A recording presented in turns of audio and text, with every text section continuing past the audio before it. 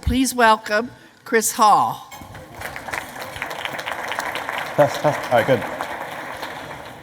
Thank you. Believe me, a 15-minute keynote, guys, 15, so I'll keep it as brief as possible. I hope to inspire. I hope not to confuse. I will promise to the best of my knowledge, hopefully have a little bit of fun as we go through this. But a little bit of personal background. I know my first knowledge base when I was in tech support was DOS Edit, right? I get frustrated as a young agent on the phone that every time I didn't know the answer, back in my day, a good 25 years ago, I had to walk up in line to the answer desk. And I had to ask my question. Why did the answer desk person always know the answer in their big auto parts book, but I didn't? Found out pretty quickly that most of the information at Tier 2 was in QA, but that wasn't available to agents on the phone. Well, you can tell by a frustrated person's voice, that wasn't going to cut it for me very long. So I said, why don't I find out from QA, get me the SPR reports, put it in a text file, and I'll use DOS Edit to search it. My butt was in my seat forever, and it probably shows from the standpoint of me not getting much exercise, but that was my first knowledge base. And then it became Scopus, it became Inference. I'm talking early stuff. Even Lotus Notes is knowledge base. So I'm kind of showing my age here a little bit. But I want to share showing age here a little bit for how many people have been in this industry for at least 10 years. Raise your hand. So, yeah, you can't get out of it. Now let's go 20 years, raise your hand. This is going to be a fun presentation. More than 20 years, raise your hand. Excellent. So, first slide begs the question for me. After decades of technology innovation, why is good help still hard to find? Why is it I have everyone coming up to our booth saying, we've got Confluence, we've got SharePoint, but I still can't find my information? Do you have a better search engine? So that question still exists after more than 20 years of innovation in this space. So let's take a little walk down history lane here. How do we get there? In the early 80s, and I apologize, my speech is probably going to not be a one-size-fits-all. I come from the customer service arena in tech support. It has a lot of implications in many other industries, so please use your collective imaginations to kind of come along this ride with me. But when I looked back in the 1980s, it was information-based KM. It was case-based reasoning. It was knowledge-based tools. What was the issue back then? The issue back then was search accuracy. If search accuracy isn't there, you don't get adoption. If you don't get adoption, you don't get reuse. You don't get reuse, you don't get additional stuff in the knowledge base. So at the end of the day, it fails. Let's go to the next generation, what I call multi-channel KM. Multi-channel KM could very much be multi-departmental KM. Everyone has their own tool. Email has their tool. Phone center has their tool. Legal has their tool. Everyone has their tool. What do we have? Silos of information. Do we have one source of truth to the consumer? No. Whether your consumer is an employee or whether it's an end customer, not one source of truth. On top of that, could you imagine on the administration side trying to administrate at least 5 different systems in one language? How about 5 different systems in 12 languages? Forget about it. It's impossible. What's the next generation? I call social KM. Really cool stuff around social KM because I think as we service or support KM professionals get on in our years, we kind of look for generational changes. What's going to change the gap? It used to be technology. Let's go from client server to network. Let's go to SaaS technologies. But there are generational things that totally shift today too. What's refreshing to see is most of the people in the room are either looking at me or looking at each other. But I guarantee you, we go home tonight to our kids, everyone's going to be looking at their BlackBerry or their phone, right? And everyone's going to be entering information. What is the insanity around sharing information in the social generation is something we have to understand very rapidly, because I think there's an asset there. But what happens with social? More big data. Information that's shared conversationally, but it doesn't exist after that. As an example, if any of us today had a problem with their iPhone or a problem with something that they need on a general basis, you probably go to Google, and you'll probably end up on a discussion thread. And in that discussion thread, the first thing you see is some ticked off guy called Henry Grumpy Guy 101 saying, this has already been answered before, go to this thread. 5 threads later, you might get your idea, but you're not sure if it works, okay? Social KM, okay? But there's good things about that. So what do we see there? We see big data, lots of data all over the place, and a variety of clutter. And there's some fantastic tools such as federated search to help organize some of that chaos. But I'm here to talk about the next generation that's already available to you today, and what I call cognitive KM. Interactive computing systems that use artificial intelligence to really simplify, collect, and automate, and build models of understanding to intelligently engage with customers. We want to take the search out of search. We want to proactively deliver knowledge so that the answer practically finds you. You shouldn't have to find that. So, in a lot of conversations we're having at the booth, the hard part is the one-size-fits-all question. And the hard side is where does cognitive technologies fit in? And what is cognitive technologies doing? And it sounds like it's pixie dust, but we don't think it's actually real. And if I go to certain vendors' website, I get a lot of great marketing, but I get no substance underneath what it's actually tangibly doing.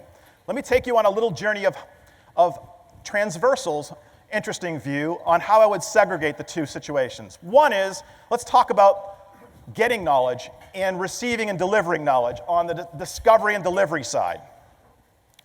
The real question is, are you adopting big data? Do you need big data? Do you have multiple sources and always will have multiple sources, and it's going to be chaotic and there's no way I can bring it into play? We would highly question if cognitive technology can be the right answer there, because it's very difficult to do it on a single data source. Multiple data sources at the level of intelligence to predict and learn what you're doing in multiple data sources and multiple types of data sources is extremely difficult. It's not improbable or impossible. The question I would have for you, and the things that we're seeing from our clients that have tried this, are saying, I can't implement it in a commercially available time that I can actually receive a return on investment. And it's going to take me over a year to the point where this thing learns to get as accurate as this keyword search. So we question whether cognitive technologies is ready for big data. We're not there. Enterprise search is an okay solution, a little bit more manual, but federated search is the right solution in this particular case. And there are great technologies today that can yield the commercial viability of what you need to do in that area. But if you look at finite data, if you do have the opportunity to have a single source of information, cognitive technologies excels. Cognitive technologies takes all the mystification behind having to do taxonomies, having to do classifications. It does all of that. Even on top of that, it not only answers your first question, can predict the next 3 questions you have behind it. It's really the next generation of really delivery and discovery on the knowledge side. Enterprise search, I would say, is okay. It's a little bit more research intensive, but federated search I'd question. You don't need to federate one source, it's already there. So it's probably an overkill type technology. Again, that's on the delivery and the discovery side. Now let's look on the sharing and curation. And I'm going to talk a little bit about, not talk about anymore about cognitive technologies, because there's not a lot of cognitive happening there, but there's opportunity. Let's talk about first complex information. Policies, procedures, documents, big engineering schema. If people are asking you complex information, document content management is still going to be the right way to go. What particular tool you use, whether it's wiki, whether it's collaborative, your choice, but still the best way to go. A knowledge base, okay, not the best. Social technologies, only to communicate, but not to share information or create complex information. However, everyday information, HR questions, retail questions on consumer questions, even trainee questions on getting agents up to speed or staff up to speed, everyday type of questions that aren't complex. I have a question, here's the answer, it happens over and over again. Content and document management, good God. No, that's why you come up to our booth every day saying I have SharePoint and Confluence and I can't find my stuff. It's not meant to give you answers, it's meant to store your documents. Good luck finding it when you're done. Then you got to parse what part of the document is the answer you want. I'm just going to ask Jim. I'm going to ask Amy, because they know. And I'm going to ask her on social, I'm going to ask her on Chatter, and then I have an answer, but no one else can leverage that going forward. A knowledge base, good technology, but social is really going to explode in this particular area. So when we look at it, as both a vendor and as a marketer, we really think the future of technology is in our space. Again, it's not a one-size-fits-all. This might not fit oil, gas, and water. This might not fit other industries. But again, Ride the storm with me here a little bit. We believe the emerging two technologies, sorry about the Reese's peanut butter cup, I know you're all eating, so I'm kind of precluding dessert here a little bit, but we believe these two coming together. Cognitive technologies with intelligent understanding, automatic clustering, on the findability and delivery side, making it so simple to find it almost comes to you, with the insane capability of people being compelled to share information. I did a webinar a couple weeks ago. I don't mean to diss the person if he's in the room, but I know it wasn't a KM event. It was a technology services event. And he said, Chris, I really get people sharing information on Facebook and Twitter personally.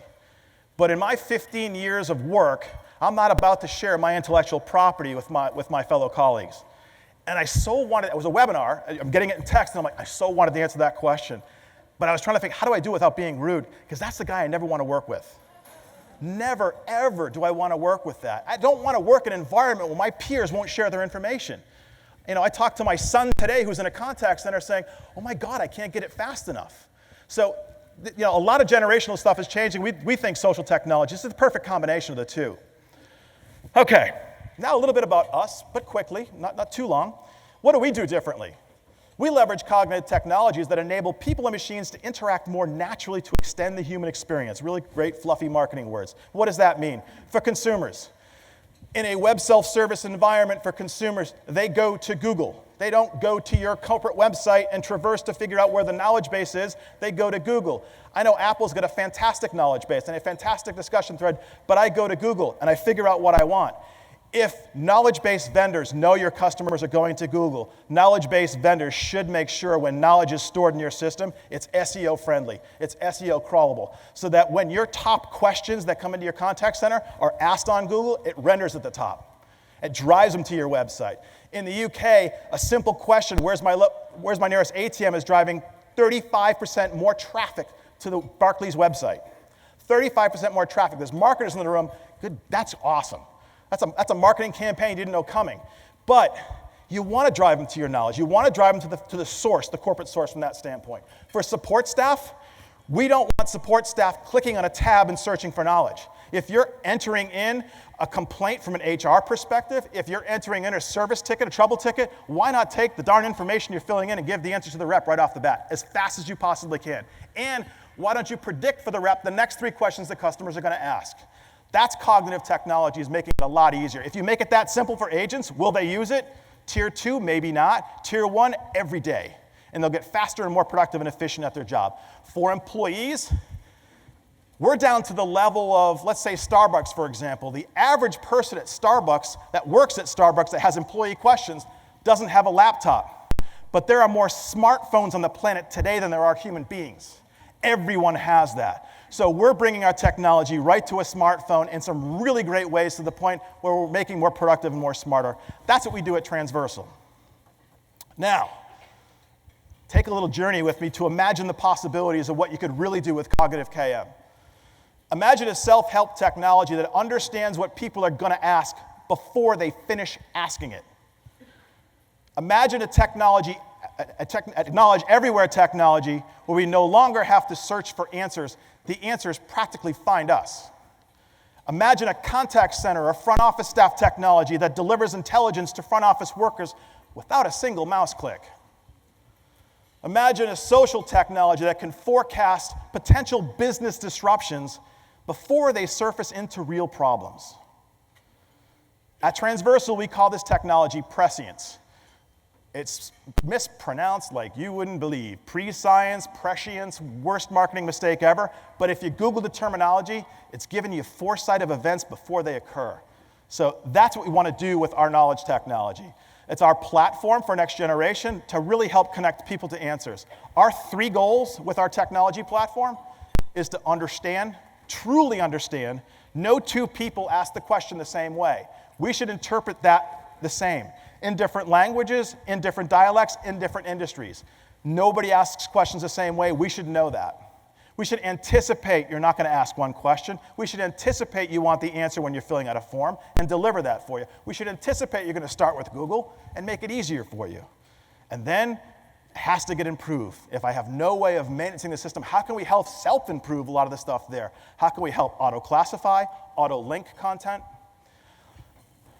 Here's our kind of prescient, a sample of our prescient stack lineup, all the services that we have on our platform. And I'm just going to give you 3 one-slide examples and let you go and eat, because I don't hear any clicking anymore. So it either means you're enjoying the presentation or you're full or you're on your iPods or iPads or iPhones. Okay, first one. It starts with search. Even though when we demo most of the time, we don't try to show search. We try to make search happen. Let's start off at Google. Use Siri. It just goes to your website. You don't have to search again. It makes the whole experience alive. As an example, like I said earlier, look at the 3 things, if you can read them, and I apologize. On BBC's website, I could say, can I access in America? So iPlayer is kind of like catch-up service for TV. Not catch up the ketchup, but catching up to watch Game of Thrones or any other thing that you want to watch from that standpoint. And in Europe, you're traveling to different countries all the time. So I want to know, can I access it in France? Can I access it from here? But access in America is one way of asking that question. Watch programs on vacation. Access movies on holiday. I know when I was an agent on the phone, I basically said whatever the customer said and I searched for it, right? You guarantee I'm going to get 7 different results with one question coming from a customer. We interpret that. We know what people mean, not what they type, through behavior and through language.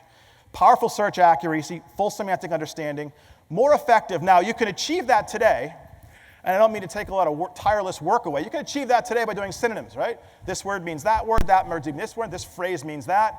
That's a lot of work if you get 2,000 knowledge base entries. How about 20,000? And how about when they go obsolete? You got to redo that work all over again. 0 administration effort to have this type of technology.